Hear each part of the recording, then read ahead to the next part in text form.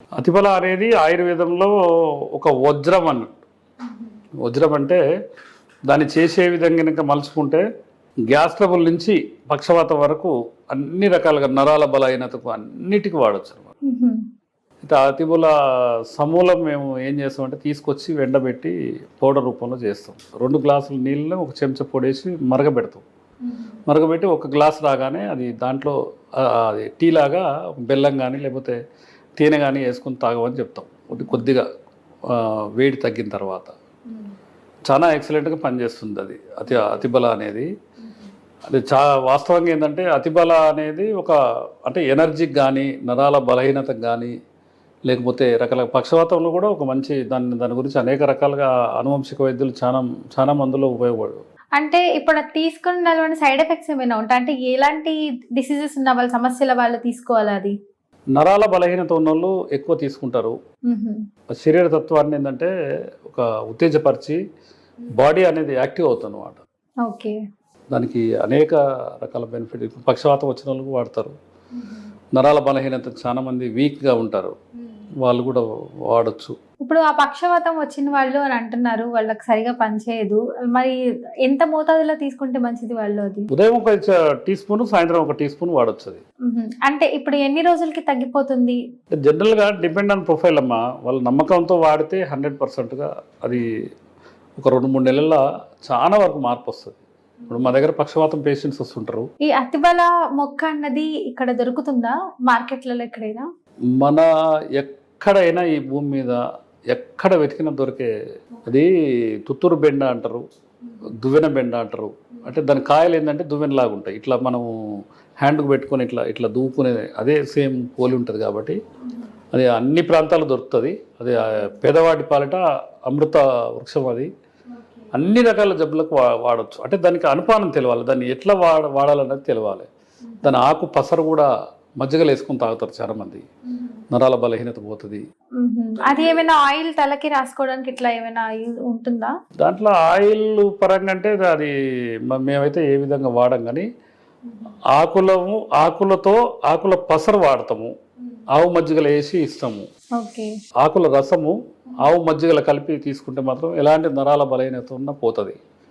దాని సమూలం మొత్తం అంటే సమూలం అంటే వేర్లు, కాండము, బెరడు, ఆకులు, ఈ 4 అన్ని వేడి చేస్తాం అనమాట.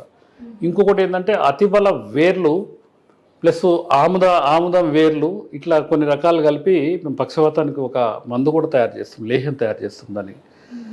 అదే కాకుండా ఒక 2-3 ఇప్పుడు అది ఏంటంటే పిడ్స్ వచ్చిన దాంట్లో కూడా కొంత అది ఒక ఫార్ములాగా వాడతారు. అతిబల అనేది దాన్ని ఏంటంటే దాన్ని ఏ విధంగా మలుచుకుంటే ఆ జబ్బుకు వాడుకోవచ్చు. అది ప్రతి ఒక్కరి స్కిన్ టెక్ కి పడుతుందా? లైక్ ప్రతి ఒక్కరు తీసుకోగలుగుతారు? పత్రహరితం ప్రాణహాని కాదండి ఎట్టి పరిస్థితుల్లో. అది ఏంటంటే మనకు అపోహ. దాన్ని ఏంటంటే శుద్ధి చేసాలి. ఇప్పుడు అంటే ఏకవృక్ష అంటే ఒక్కటే మూలిక, ఒక మూలిక కాబట్టి దాన్ని శుద్ధి గిద్ది అవసరం లేదు. దాన్ని ఎట్లయినా కూడా ఆకుల రసం తీసుకోవచ్చు, బెరడు తీసుకోవచ్చు, ఎవరైనా తీసుకోవచ్చు. ప్రాబ్లం బట్టి తీసుకోవాలి. ఎక్కువ నరాల బలహీనతకు వాడతారు, పక్షవాతానికి వాడతారు. ఎక్కువ మాత్రం దాని ప్రిఫరెన్స్ ఏంటంటే నరాల బలహీనతకి ఎక్కువ. పక్షవాతంలో చాలా బాగా మంచి. అసలు ఈ పక్షవాతం అన్నది నరాల బలహీనత ఎందుకు వస్తుంది సార్? దాని సిమ్టమ్స్ ఎలా వస్తాయి, ఎలా తెలుసుకోవాలి మనం? నరాల బలహీనత అంటే వాళ్ళు సరి అయిన ఫుడ్ తీసుకోక వివిధ రకాలుగా టెన్షన్ పెట్టుకుంటే మన బ్లడ్ అనేది లెఫ్ట్ సైడ్ క్లాట్ అయితే రైట్ సైడ్ పక్షవాతం వచ్చే అవకాశాలు ఉంటాయి. ఆ చెయ్యి బెండ్ కావడం, కొంతమంది ఆ బ్లడ్ క్లాట్ అయినప్పుడు అంటే అన్కాన్షియస్కి వెళ్ళిపోవడం జరుగుతుంది. అట్లాంటి వాళ్ళకు బ్లడ్ క్లాట్ రిమూవ్ అవుతానికి కూడా అతిబల అనేది పర్ఫెక్ట్గా కొంతవరకు అంటే అదొక మూలిక. దానికి కొన్ని మూలికలు జత చేసి లేహ్యం ద్వారా కానీ లేకపోతే పౌడర్ రూపంలో కానీ ఇట్లా కషాయంకు వాడే విధంగా కానీ దాన్ని తయారు చేసి ఇస్తుంటారు.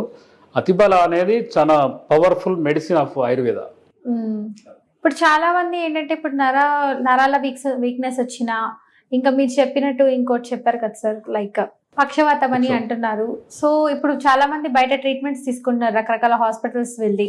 సో అది వాడి ఆయుర్వేదము 2 పడుతున్నారు. మరి వాళ్ళకి ఏముండదా?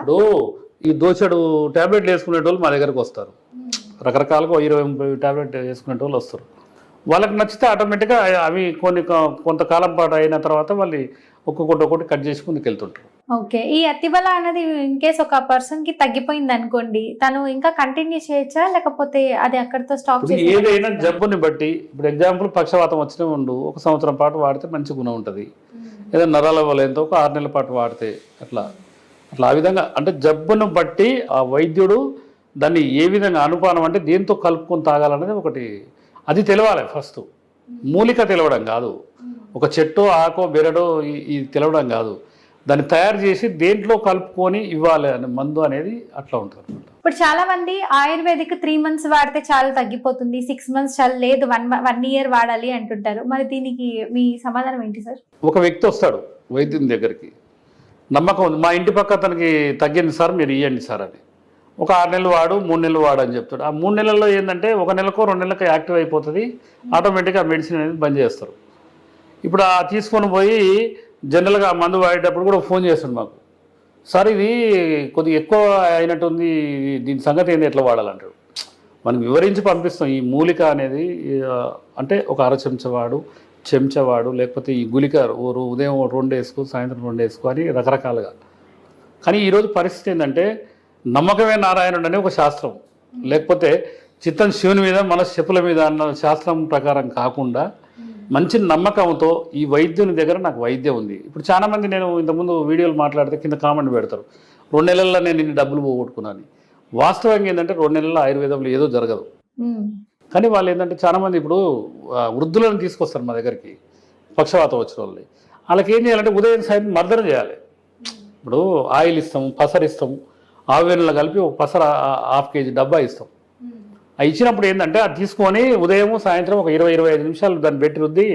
ఇప్పుడు మేము ఏంటంటే మర్మ ట్రైనర్స్, ఇప్పుడు మా గురువులకు మర్మ వస్తే దాన్ని పక్షవాతానికి ఎలా అప్లై చేయాలన్నది మర్మ అనేది ఒక విధమైన కోర్స్. అది అంటే ఏ నరము ఎక్కడ ఇట్లా ఒత్తితే ఆ నరం పని చేయకుండా అవుతుంది. భారతీయ సినిమాలో మీరు చూస్తే ఇట్లా అంటే కానీ ఏంటంటే దీనికి ట్రీట్మెంట్ వైపు మళ్ళించి మా గురువులు మాకు నేర్పిస్తారు. ఇప్పుడు ఈ నరాలు ఇది ఉన్నాయి అనుకో, ఈ 4 నరాలు ఉంటాయి, ఇట్లా పెట్టి మేము ఇట్లా మసాజ్ చేస్తే ఆ పక్షవాతం వచ్చినట్టు అమ్మ అయ్యా అని కొట్టుకుంటాడు. అంటే ఇదేంటంటే ఇట్లా ఈ విధంగా అప్లై చేస్తే ఇప్పుడు ఇది ఉంది బాగా మర్దన చేయాలి, ఈ కాలు ఉంది బాగా మర్దన చేయాలి, అట్లా అనమాట. అది చేస్తుంటే ఏంటంటే అది యాక్టివేట్ అవుతుంది. సార్ ఇప్పుడు దీనికి సంబంధించి లైక్ కొన్ని ముద్రలు అది నొక్కుతున్నారు కదా మీరు చేతి మీద, సో అది దేనికి సంబంధించి చెప్తారా? అంటే మేమైతే ఈ ప్రెస్ థెరపీ కాదు, అది ఒక థెరపీ. అది మేము ఆయుర్వేదంలో అయితే మర్దన చేస్తాం. మర్దనం గుణవర్ధనం అని మాకు ఆయుర్వేద శాస్త్రం. ఇప్పుడు మేము రోట్ల నూరేది కూడా మర్దనమే, రోట్ల ఎక్కువ కాలం నూరాలని. అట్లా ఈ విధంగా ఏంటంటే మర్దనం గుణవర్ధనం. ఈ చేతి కూడా రుద్దడం, బాగా రుద్దితే ఇప్పుడు చాలా మంది ఏం చేస్తారంటే అమ్మమ్మ దాన్ని ముట్టుకోనియద్దని అంటారు. అది ఇట్లా బెండ్ అయిపోతుంది ముట్టుకోకపోతే. ఆ ముట్టుకొని ఇస్తేనేమో ఏంటంటే దాన్ని కొద్దిగా ఆయిల్ చేసి మసాజ్ చేస్తే ఆటోమేటిక్గా చాలా మంది ఇట్లా వంకర పోయిన వాళ్ళు కూడా 3-4 నెలల తర్వాత మంచిగా వచ్చే అవకాశాలు ఉంటాయి. ఇప్పుడు కొన్ని యూట్యూబ్ ఛానల్లో ఏమైందంటే ఇంటర్వ్యూ తీసుకున్నది బిట్లు వేస్తారు కదా. ఇప్పుడు ఈ గుళికలు వేయండి తప్పకుండా మీకు ఉపశమనం కలుగుతుందంటే ఆ 15 రోజులలో అనేది ఇట్లా యాడ్ చేస్తారు. ఇప్పుడు సమాచారం అనేది కరెక్ట్గా ఒక వైద్యుని నుంచి సమాచారం వాడు రోగికి వెళ్తే ఇప్పుడు యాక్టివ్ అయ్యే అవకాశం ఉంటుంది. అది పూర్తిగా వివరణ లేకుండా ఏదో బిట్లుగా దాన్ని ప్రచారం చేస్తే ఈ సగం అన్నట్టే ఉంటుంది. ఒక వ్యక్తట ఈ వంట నేర్చుకుందామని ఒక టీవీయో రేడియో ఆన్ చేసిండట, కరెంటు పోయింది మధ్యలో.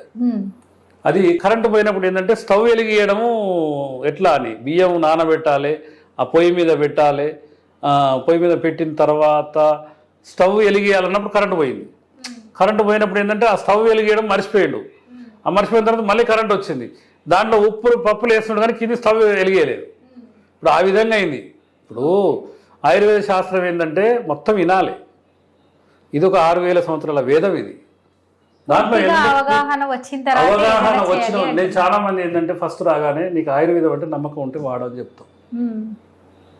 నమ్మకంతోనే సగం తగ్గిపోద్ది అంటారు. అవగాహన మా గురువుగారు చెప్పేది, వారి భుజం మీద చేసి నీకు ఎందుకురా బాబు నేనున్నా అంటే సగం తగ్గిపోదురా బాబు. ఇప్పుడు ఎవరైనా కిడ్నీ డ్యామేజ్తో హాస్పిటల్కి వెళ్తారు, ఆ డాక్టర్ చూసి నీ 2 కిడ్నీలు ఖరాబ్ అయినాయి, నువ్వు మందులు వాడాలి, లేకపోతే డయాలసిస్ చేయించుకోవాలంటే వాడు సగం చచ్చిపోతాడు. అదే మా దగ్గరకు వస్తే నేను ఎంతోమంది తగ్గించిన ఇది పెద్ద సమస్య కాదు నీకు అని రోగితో మాట్లాడి రోగిని తీసుకొని బయట కూర్చోబెట్టి వాళ్ళు మళ్ళీ తర్వాత వచ్చిన వాళ్ళతో ఏం చెప్తామంటే వాళ్ళకి ధైర్యం కోసం చెప్పినాము, ఈ విధంగా ప్రాబ్లం ఉంది, మీరు ఏం టెన్షన్ పడద్దు, కొంతకాలం వాడండి అని.